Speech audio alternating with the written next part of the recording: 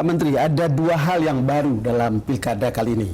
Pertama, pemilihan kepala daerah yang calonnya tunggal. Lalu publik hanya akan memilih setuju atau tidak setuju. Yang kedua, isu tentang pilkada yang calon lawannya adalah calon boneka. Saya ingin dapatkan gambaran yang pertama soal setuju dan tidak setuju ini. Sebenarnya semenjak kita membahas undang-undang sampai Perpu, itu tidak sedikit pun terbersit akan munculnya Pilihan ini, calon tunggal. calon tunggal, betul. Karena ada daerah yang 10 calon sekarang ini. Ya. Baik, saya kira tapi apapun itu kan hak politik secara konstitusional, pasangan calon yang didukung oleh masyarakat, oleh partai politik atau independen, dia punya hak. Betul. Nah, memang kemarin ada arah untuk ke adanya semacam Perpu. Perpu, betul. Tapi saya bilang, kalau Perpu, implikasinya kepada Pilpres 5 tahun nanti.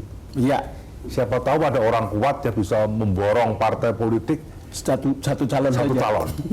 Secara sah kan dia harus melihat tuh, pilkada bisa kok. Nah, Jadi ini referendum aja. referendum aja. Nah, makanya kita minta kepada MK untuk ada telahan ini. Nah, kemudian MK membuat keputusan satu pasang calon tetap ikut, walaupun panjang banget KPU diperpanjang, Bawaslu, tapi akhirnya tinggal 3 yang tidak memungkinkan, menyetujui dan tidak setuju.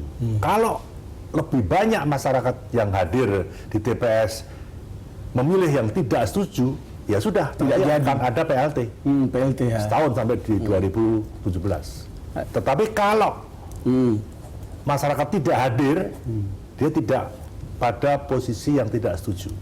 Tetapi memang pada akhirnya kita tidak bisa mengatakan bahwa calon tunggal punya kans untuk menang lebih besar, lebih mudah dibanding dengan yang calonnya lebih dari 2. Belum tentu juga. Pilkades di Jawa juga banyak loh. Yang pakai kotak kosong dulu tuh. Bumbung kosong yang menang lebih banyak. Saya kira ini tergantung. Tergantung apakah memang calon tunggal yang kebetulan ini mayoritas petahana, 5 tahun itu track recordnya bagaimana? Betul. Kalau dia track recordnya baik, mau ada lawan 10 pun dia pasti menang.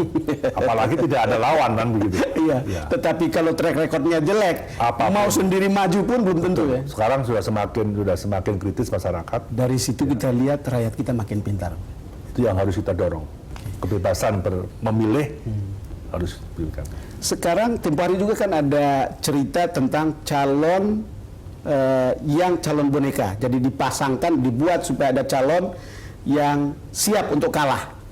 Kalau dilihat pengamatan Pak Menteri setelah beberapa waktu berjalan, apakah memang masih ada di lapangan?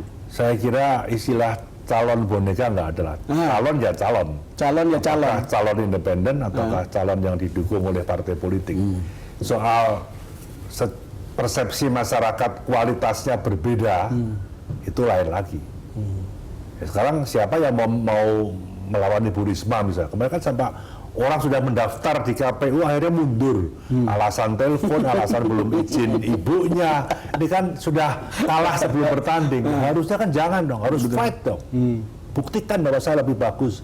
Buktikan saya mampu untuk bersaing. Ya. Perkiraan tentang pelaksanaan pilkada serentak ini aman? Saya 99,9 aman. Wah, 99,9%. Seandainya terjadi, itu mungkin faktor bencana alam. Gunung meletus, banjir, lahar, gempa bumi di satu kecamatan kah, satu desa kah, satu kabupaten kota yang itu luluh lantak sehingga tidak memungkinkan. Ini kan bisa seminggu, 2 minggu dan sebagainya. Satu.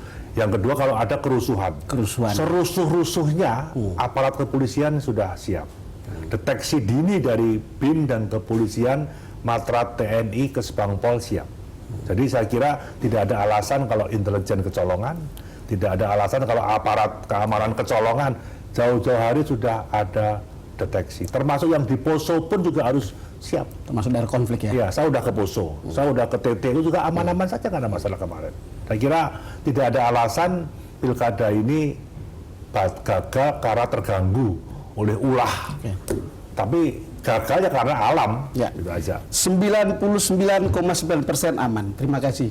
Terima Pak kasih. Cahyo sudah datang ke DBS To The Point. Terima kasih. Pemirsa, demikian perbincangan saya dengan Menteri Dalam Negeri Bapak Cahyokumolo.